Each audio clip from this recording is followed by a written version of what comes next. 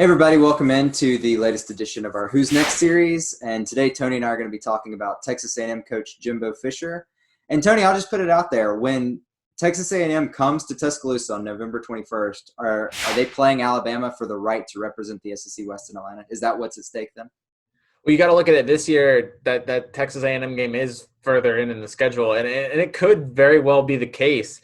If you look at Texas A&M's schedule, it's pretty easy first 6 games, and then they go on the road back-to-back weeks to Auburn and South Carolina. I mean, if they can get out of that, then yeah, I think that they'll beat. I think they got Ole Miss and Vanderbilt after that. I'm not sure if that's the right order, but that's 10-0 possibly heading into Tuscaloosa. Of course, a lot of things have got to go right, but when you look at this Aggies team, they've got a lot of skill position players returning, and they've got an established quarterback. And I don't know what you think about Kellen Mond, but he's still someone that could, he's been in the league a while, and he's shown that he can put up big numbers. So this could be the year that Texas A&M could be a problem in the SEC West. I mean, like I said, a lot of things have to go right, but they have their two hardest games, in my opinion, Alabama and LSU, as their final 2 games. So we might, be watching them play for SEC title in November.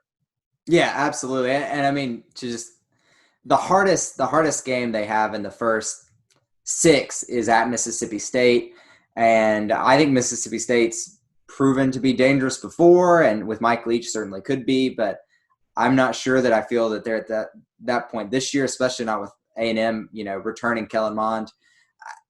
Honestly, I think it comes down to that Auburn game. If Texas A&M can beat Auburn at Auburn, then I would actually predict them to show up in Tuscaloosa 10-0. You got to imagine at that point they have a top 8, top 5 ranking for that game, and if Alabama has beaten LSU by this point, then they're probably playing for the West. Yeah, I mean, it could get real interesting. And then, it's just Alabama has Auburn the next week. The Texas A&M would have LSU the next week. So that end of November is just going to be – that's really when the West should be determined. When you look at all the teams that are playing each other, November is going to be wacky.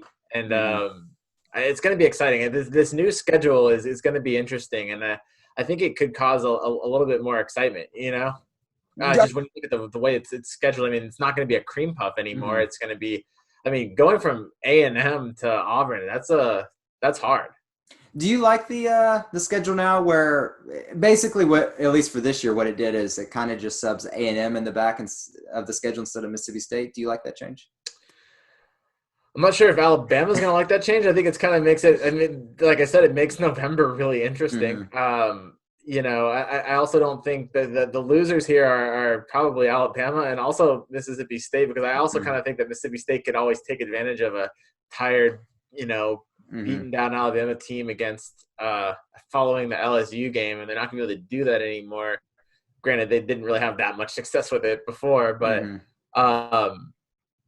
yeah, I think this could play well to look. If you're at Texas A&M and Alabama's already played LSU, then they're also preparing for, what arguably is the biggest game of their schedule. It should be the Iron Bowl, right?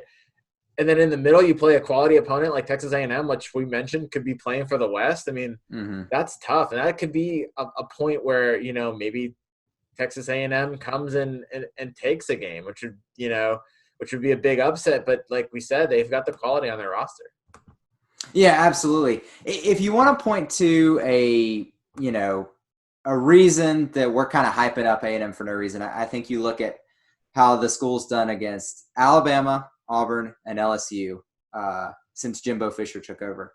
And in those games, he's 1-5. And then if you throw it, and then lost the only time he's faced Georgia, and lost twice against Clemson, which isn't in the conference. But if you just look, Jimbo's done a great job winning the games he should so far at Texas A&M. But whenever he gets a chance to prove himself in a highly ranked opponent national game, he's got one win, and it's a 7 overtime win against LSU, which I think most people kind of have an asterisk next to. Yeah, that's been the thing with Texas A&M, is just not winning the big game, and I think this is the year that they're going to have to to do that. Or, you might see Jimbo be on the hot seat, because, eventually the expectations at Texas A&M are high. They didn't, they didn't hire Jimbo Fisher, a national championship winning coach, to just be the third, fourth best team in the SEC. They want to contend with Alabama, and that was going to be the goal, is to get someone that could beat Alabama. And they haven't really even come close to getting to that level yet. So this is a big season for them. They don't have Clemson on their schedule, which was just really tough to have. Those schedules that A&M has had, they've been brutal. So now they'll have more of a manageable schedule until, like I said, we get to November. Then it gets really tough, those last two games for them. But I think, if you're there and if you're rolling, and shoot, if you're 10-0, and I think at that point, what better circumstances to play in Alabama and an LSU when you've got all cylinders clicking at the end of the year? Yeah, and especially for last year, to have to play Alabama and LSU and Auburn and Georgia and Clemson, like, just a ridiculously tough schedule that, I don't know if any school would have survived that schedule unscathed. A&M didn't win any of those games, which I think is maybe the if you want to nitpick and go, well, yeah, it's a tough schedule, but if Jimbo's a great coach and A&M's a good program, you should win one of those. But, a tough schedule. Yeah, it's way more manageable now. And I think that, like we said before too, it's not just Jimbo. They've got the players to do so. I think that they've got some guys that have really, Mond, but they've got Spiller, who was great in his freshman year as a running back, Jamon Osborne. So they've got guys that can, that can make plays, and so he'll have the talent on his roster. I think if there's a year that A&M is going to do it, it's probably. This could be like a make or break year for them. I'm not saying it's their only chance, but this is a real big year for them. And several guys that we haven't even heard from yet, or heard of even, A&M signed the number 6 class in 2019. So those guys have already had a year, and the number 6 class last year. So, if there's one thing you can point to that Jimbo has done since he's taken over the program, is he has recruited well. Definitely. Yeah, no, and that's all part of it. But like, everyone in the SEC recruits well. So we've said that about a bunch of the coaches we've done already on this series, and it really comes down to winning games. And they're not just a team that's trying to be, part of the SEC, or just trying to, be in the mix. They want to win. The expectation there, A&M has a lot of money. They gave a lot of money to Jimbo, and it's not just like a case of where, we're Mississippi State, or we're Ole Miss. We're just trying to get back in the bunch, and we could be scrappy and do some upsets. I think the expectations are totally different at a school like A&M, and they want to be at that LSU level, or really just probably at that Alabama level.